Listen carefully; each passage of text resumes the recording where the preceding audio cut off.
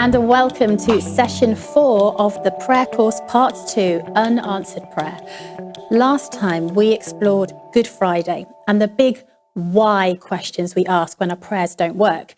Today we arrive at Holy Saturday, the day between Christ's death and resurrection, and ask the where question. Where on earth are you, God, when heaven is silent and your son lies dead in the grave? And as usual, I'm joined by Gregg, who's the author of God on Mute, the book that accompanies this course. Hello again, Pete. Hi, Gemma. I've been looking forward to this conversation, actually, because Holy Saturday just completely fascinates me. And yet normally we hardly really discuss it. And I think this really, though, is precisely where many of us live most of our lives, somewhere between the cross and the resurrection. Between dear God and amen.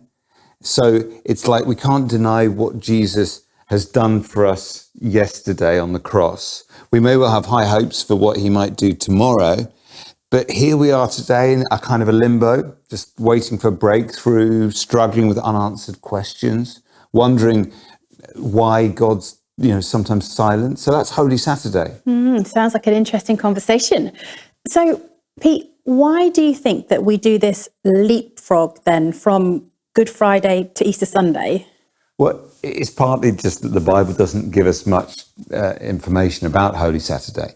But I think it's also that we tend to want everything explained and resolved and tidy in life. We don't handle ambiguity particularly well, I don't think.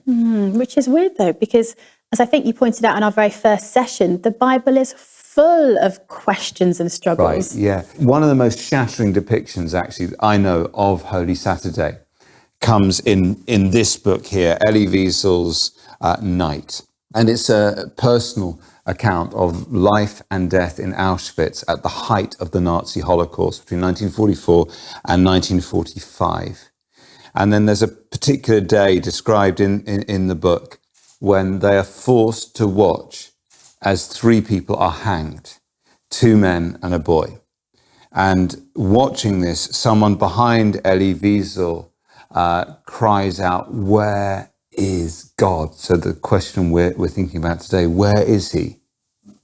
The boy takes longer to die than the men because he's so much lighter than the other 2.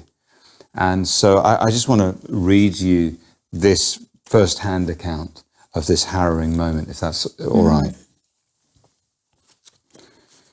For more than half an hour he stayed there, struggling between life and death, dying in slow agony under our eyes. And we had to look him full in the face. He was still alive as I passed in front of him. His tongue was still red, his eyes were not yet glazed. Behind me, I heard the same man asking, "Where is God now?" And I heard a voice within me answer him, "Where is he?" "Here he is. He is hanging here on this gallows." At moments like these, I guess we would all stand in silent horror with Elie Wiesel, doubting God's love, or even just his existence. And yet, as we do so, we realize that this scene of such evil that indicts our belief in God also graphically depicts the very crux of our faith. Right, the cross. Exactly. I mean, it's understandable that many people ask, where is God in the face of terrible tragedies like this? It must have been, I think, the disciples' question on Holy Saturday, the day after Jesus died. Where is God? Especially with the words of Jesus still ringing in their ears. My God, why have you forsaken me?" Now, some people watching this may well be struggling with faith itself because of some tragedy in their life. And others may be enduring a season of divine silence, feeling like their prayers are bouncing off the ceiling. Yeah, I can relate to that, actually, because I've actually never found faith particularly easy. I think I'm a doubting Thomas, probably a bit too quick to ask, "Where are you, God?" And my wife Sammy, on the other hand, she's the opposite. She didn't have the benefit of growing up in a Christian home like me. And yet her faith, it just never seems to waver. It's rock solid. Wow, I'm really surprised to hear that you struggle with doubt. Oh, no, definitely. At one time, I remember I was sitting by Sammy's hospital bedside, just absolutely desperate, as low as you can be. Sammy had had a particularly serious set of seizures the night before. And with appalling bedside manner, I turned to Sammy and said, do you ever just wonder if maybe God doesn't exist? And she responded to me, Pete, getting rid of God right now won't solve any of our problems. Wasn't that a great reply? Wow, your wife is awesome. She said, without God, I wouldn't have hope for this life or the next. I'd be nothing more than a highly evolved animal needing to be flushed out of the gene pool because my body's now broken, right? So I think I will stick with trying to trust because it's way better than the alternative. What a woman. One of the things that's actually really helped me as I process some of my darker days is this thing. It's, do you know what this is? Well, for anyone that's seen me on my children's TV show, will know that I play a pirate. So I'm going to say it's something to do with navigating at sea. That's amazing. You're exactly right. Every pirate worth his or her salt needs a sextant. For many centuries before satellite mapping, sextants enabled sailors to navigate by the light of the stars. So this really was an essential piece of kit. Do you actually know how to use it? Haven't a clue. I use GPS. I'm not stupid. But do you know how to use it? No, I've got a crew to do that for me. Oh, okay. It's like that. Look, the point is this. We now know that stars can be up to 10,000 light years away, which means obviously if a star dies, it could take us 10,000 years to notice that it had died. So it's perfectly possible for a sailor with a sextant to navigate by heavenly lights that may have died. Okay, I'm with you. It's like Elie Wiesel's story, Night. It's like Auschwitz. It's like the first followers of Jesus on Holy Saturday. If you've ever feared that God has died, remember, it's still possible to navigate by the light of dead stars. You can still trust the light you once knew, the things you once held true, and they will carry you through the darkest night to the dawn. There's someone else who came through concentration camps and survived with their faith intact. That was Corrie ten Boom. And she famously said, when you find yourself in a long, dark tunnel, that's not the time to get off the train. Pete, can you just maybe give me some pointers on what that means then practically? Yeah, I think it means, first of all, having faith in the faith of others, even when you don't have faith in yourself, right? So you lean into your Christian friends and don't isolate yourself from them. And secondly, I think it means a daily choice to believe your beliefs and doubt your doubts, even though your feelings are telling you to do the exact opposite, right? If you're constantly saying that star might not be there anymore, you're just going to get shipwrecked. Like, trust that it is still there, okay? And I think it also just means doing the things that you once did, like going to church, reading the Bible, just the basics of faith.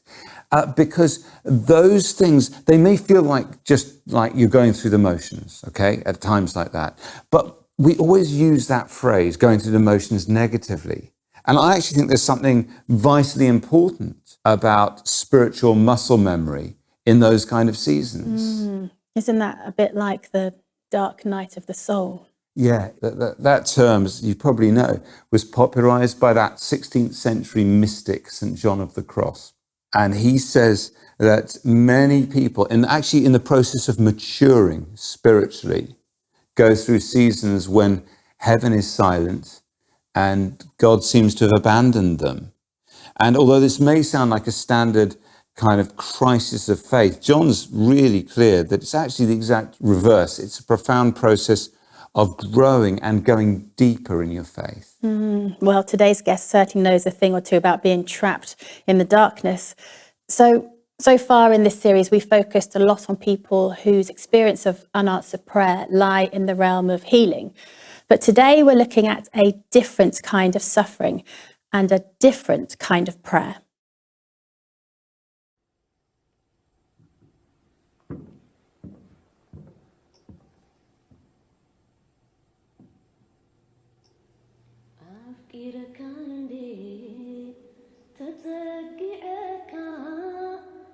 The bus stop, taxi stop, just it's around 8 o'clock. The whole area is just quiet, so only you can hear my voice. So there are 600, 700 around people, they gather. So when I start telling about the gospel, people, they start crying. Even Muslims continue.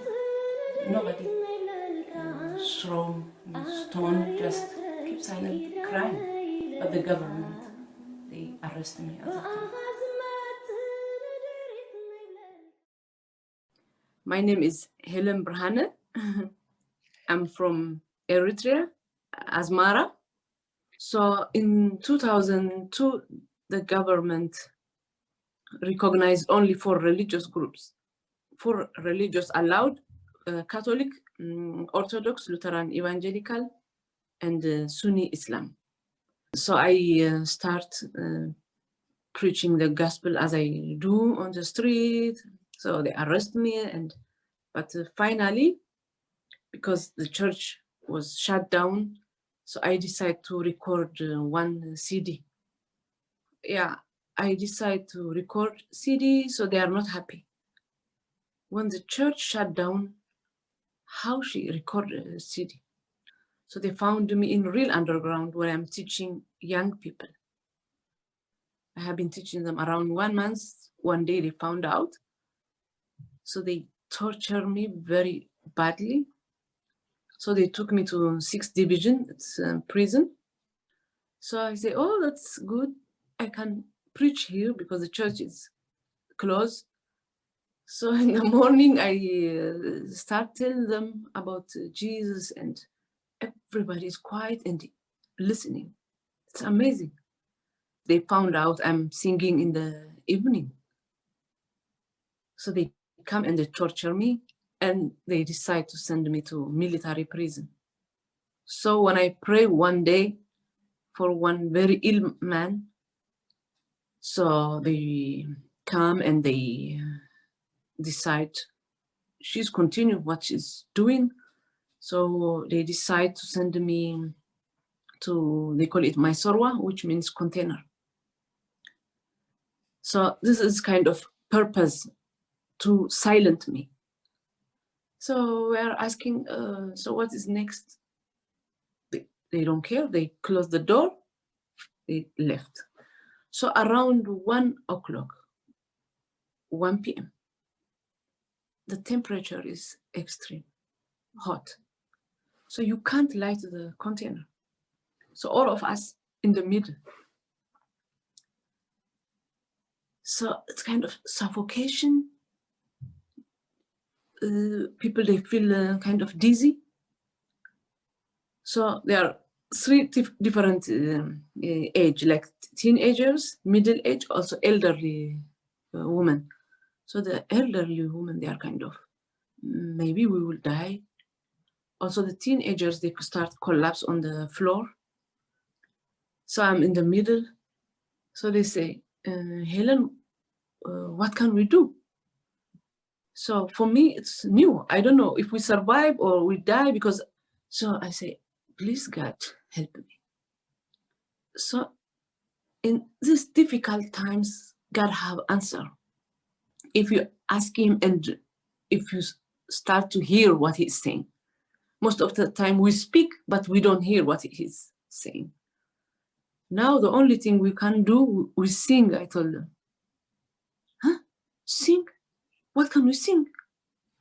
We need to sing Jesus Christ, he sacrificed himself on the cross. Just for love. So I think that is enough to worship him. So to hear song for the gods, it's kind of shock. Something is new. So I start singing. I say, thank you for this tole. Thank you for everything by my language. It goes like this. Tamasgan buhulu, tamasgan buhulu, tamasgan buhulu, tamasgan buhulu, tamasgan buwa'i, tamasgan bizahli, tamasgan buwa'i, tamasgan bizahli, which means thank you because it's hot. I say thank you for this hot. Also in the night calls, I say thank you for the cold, for the hot. So I mention all this bad things, what's happening, all dark. So all of them, they start follow me to sing with me. So we are singing. So when we sing more, it's loud, more. So these guards, they are kind of, what is this? They shock and they open this container, they start torture us. If you ask me, the situation is, it's hell on the earth. But when I start teaching guards, they are very angry. So almost they try to kill me. But I don't know how I survived. But always I'm saying, the reason I survived just to be testimony for others. I'm not panic, because when things happen, it's kind of stretch your mind. So you start thinking bigger. Was there any point in your faith where you just despaired and you doubted your faith? Once they put me with mental ill woman, I stay with a mental ill woman for 10 months. I say, God, you say everything is for good, but she pulled my hair. I can't eat. She kicked my food. She shouted the whole night. They don't give her any medication. So I say, God, what is this? Asking God, so it's remind me about Abraham. He traveled from Philistine to Moriah to sacrifice his own son. So I say, okay, this guy didn't change the first day, the next day. What? So Christianity, it's not to give up in the middle. So from that moment, I don't care what she's doing crazy inside the container. I say, yeah, I need to stand like my forefathers. Oh, Helen, thank you so much. What an incredible woman. Yeah. She's locked in a shipping container in the desert, being threatened and tortured. But instead of asking, where are you, God? She's worshipping God. Yeah. And her story reminds me a bit of your sextant. Helen held on to the light so defiantly in the darkness. She took the truths of God's word and used them to navigate through such terrible times. And I know this isn't anywhere near as serious as what Helen went through, but I had an awful case of adult acne during my time working on Children's BBC. And I often felt like I just couldn't face going in front of the camera. Right. But there was this supernatural, obedient confidence that I had in God, who helped me to honour my contract and inspire others who were suffering with skin conditions by me actually getting up and going into the studio under the lights in front of the camera, doing what he had called me to do. And I can assure you that it was only God who enabled me to do that. Oh, Gemma, that must have taken real courage. Oh, yeah, but I mean, it's obviously nothing compared to the courage that Helen had. Do you know, I was really struck by the way Helen derived some of her courage, some of her strength from music. I think there's such an ancient tradition here of lamenting your loss and expressing your hope in song. It's very powerful. Yeah, it is. And there are a lot of psalms that are like that, aren't they? The kind of ebb and flow between hope and despair. Yeah, absolutely. I like how Richard Foster describes the Psalms of Lament. He says they give us permission to shake our fists at God one moment and then break into doxology the next. Yeah, I like that. So like honest anger one moment and then worship the next. And isn't that really just the paradox of normal life, right? We get hurt and hope together. Praise in spite of all the pain. Gemma, random question. What are you like at wiring a plug? It's been a while. Why? Well, as it happens, I've got one here. And in a minute, I'm going to need you to do this one. So a quick test for you. Which wire is which? What's the brown one? Brown is the live wire. Correct. And then the Blue one? neutral. Yes. And the green one? Earth. Very, very good indeed. Okay, we're all going to be safe in that case. So maybe you can just get on and have a go at wiring. There is a reason for this, at wiring this plug. Okay, what's that then? Well, in a bit, I want to play a record to end this episode. I wanted to show you how biblical lament works using that plug there, okay? In what way? As you know, the live wire is always marked positive, the neutral is marked negative, and the earth's there to keep us safe. So it's only if you combine those two poles together, right, the negative and the positive in the right way, that you're going to hear the song that I want to play in a moment. So in other words, the negative is really just as important as the positive. And it's only by holding together the hurt and the hope that power can flow through our pain. So we've talked a lot, haven't we, about Jesus crying out from the cross, "Why have you forsaken me?" and how God didn't answer him. Yeah, I think you said that the heavens were silent. Exactly. But I wasn't actually quite right when I said that. Because when Jesus cried out, my God, why have you forsaken me?" he was actually quoting from the start of one of the Psalms of Lament, Psalm 22. And then his very last words from the cross, "It is finished," echo its final line too, which is, "He has done it." I didn't know that. So what we've got here is Jesus very deliberately reciting, we can only assume the whole of Psalm 22, from beginning to end, in his final moments, finding strength to speak out the first bit, "Why have you forsaken me?" and the last bit, "It is finished." So he wasn't just kind of venting some bleak primal scream of despair that echoes down the millennia. He was meticulously articulating scripture in his agony. Somehow, even in this moment of utter desolation, the Bible was still giving language to both his hurt and his hope. Now that just makes me want to look up Psalm 22 and find out exactly what Jesus was praying. Exactly. It's fascinating, isn't it? So we're going to do it, but it's quite long. So maybe we should just do part of it, okay? You're going to notice how it pivots between despair and hope, positive and negative. How are you getting with that plug, first of all? Done. You haven't? Yeah. That's awesome. Well done. Okay, well, I'm going to plug that in. We're going to get some music. If you've wired it right, that is. Hopefully. In just a moment. But first, why don't we just read this psalm together? Okay, this is Psalm 22, so if you don't mind looking that up. Yeah. And my suggestion is that I read the despair verses, and then you do the nice, hopeful ones in between, because you're nicer than me. So. Okay. So we'll start with verse 1, and just listen for how uncannily it predicts Jesus' experience on the cross. My God, why have you forsaken me? Why are you so far from saving me, so far from my cries of anguish? My God, I cry out to you by day, but you do not answer, by night, but I find no rest. Yet you are enthroned as the Holy One. You are the one Israel praises. In you our ancestors put their trust. They trusted and you delivered them. To you they cried out and were saved. In you they trusted and were not put to shame. Do not be far from me, for trouble is near and there is no one to help. They pierce my hands and my feet.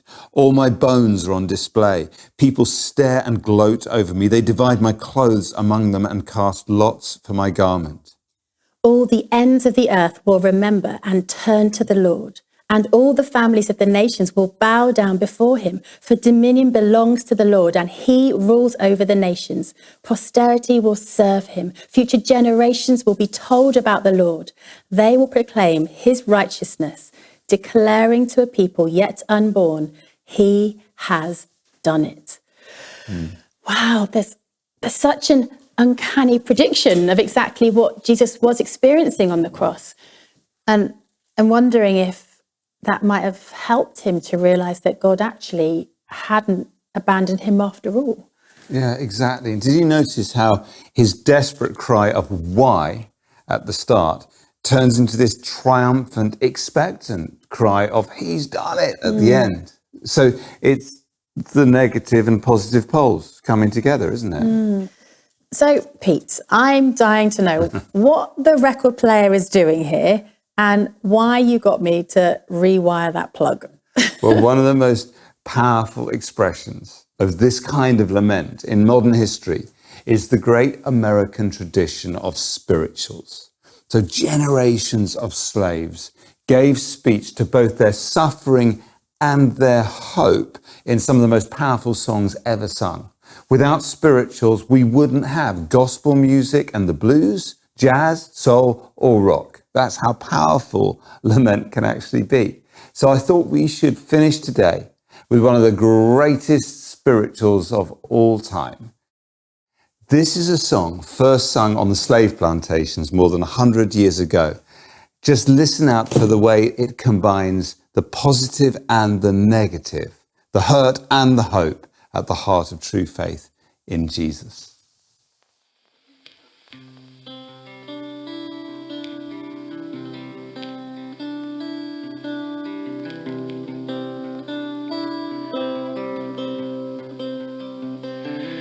We are traveling in the footsteps of those who've gone before, but we'll all be reunited on a new and sunlit shore. Oh, and the saints go marching in. Oh, and the saints go marching in. Oh, how I want to be in the number when the saints go marching in.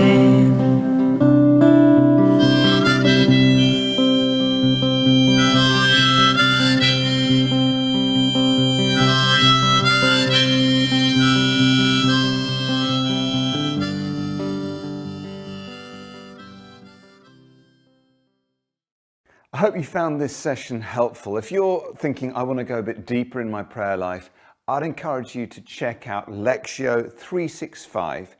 That's the daily devotional app written by me and my friends, released through 247prayer.com. Just go to 247prayer.com/Lectio 365 and you can get it for free there.